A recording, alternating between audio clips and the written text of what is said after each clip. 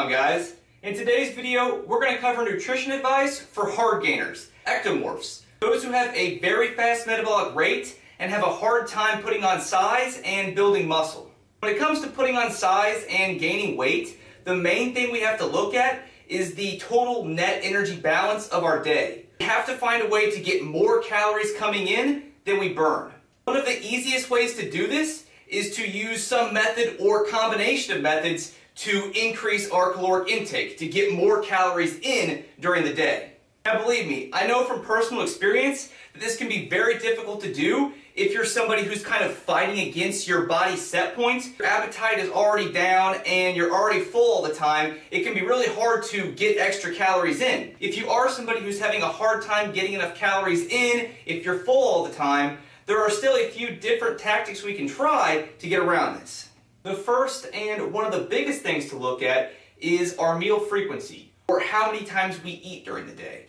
The cool thing about this is there's really no right or wrong meal frequency. The main thing we want to consider is which style of eating will allow us to get in more total calories during the day. For some people, that's having 3 to 4 bigger meals spaced farther apart, and for others, that's having 6 or 7 smaller meals spaced closer together. The exact number of meals we have per day really doesn't matter, so long as we find a system that works best for us personally, which allows us to take in more total calories. Play around with some different meal frequencies. Try just having 3 or 4 bigger meals spaced further apart, and then also try having 6 or 7 smaller meals closer together, and see which system works best for you personally that allows you to take in more total calories. The one caveat I will make is to try and aim to get 3 to 5 servings of high quality protein spaced throughout your day to help maximize muscle protein synthesis. The rest is fair game. Another easy way to get in more calories is by adding in some liquid food sources. If you're somebody who's just not hungry and you're having a hard time getting in the amount of calories / food that you need in order to gain weight, adding in some liquid food sources can be a great option. It's so much easier to drink our calories rather than to eat them.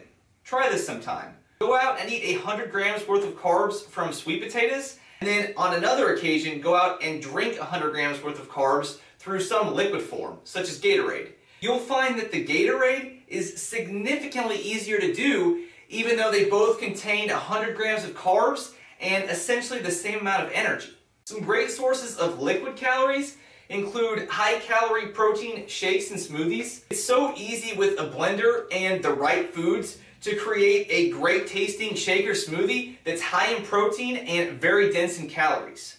Some other options include adding flaxseed or olive oil to rice or other dishes, switching to whole milk instead of skim milk, Gatorade, fruit juices, alcohol, just kidding, but the list goes on and on. Another great way is just to start incorporating more calorie-dense foods in general.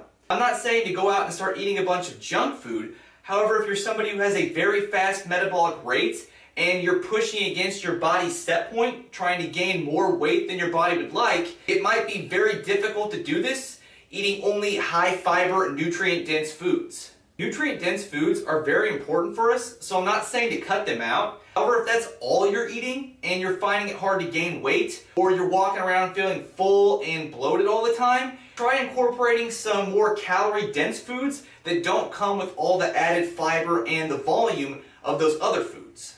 Some examples of some foods which are really calorie-dense include peanut butter or other nut butters, liquid calorie sources like the ones we mentioned, energy bars such as Cliff bars, higher calorie protein sources instead of lower calorie protein sources, so whole eggs instead of egg whites, or full fat cheese instead of reduced fat or fat-free cheese, and then also including some refined carb sources instead of having all of your carbs coming from brown rice, oatmeal, and sweet potatoes.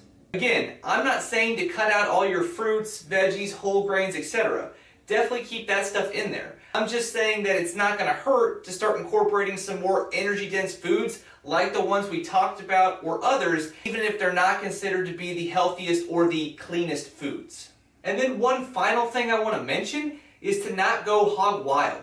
If by using these techniques or some combination of others, you find a formula which allows you to start putting on some good quality size, that's great. Just remember that you can't force feed gains, and you can only build muscle so fast depending upon your genetics, training age, and so on. Some fat gain will probably come, yes, but putting on too much weight too rapidly just for the satisfaction of seeing the number on the scale go up is a great way to put on a bunch of unnecessary body fat. This video is nutrition focused. However, if you guys would like to see a video on training tips for hard gainers, just let me know and we'll make that happen. What have been some of your own personal favorite strategies that you've used or foods that you like to include whenever you're having a hard time gaining weight and you're just not hungry? Leave those in the comment section below so that others can benefit from them too.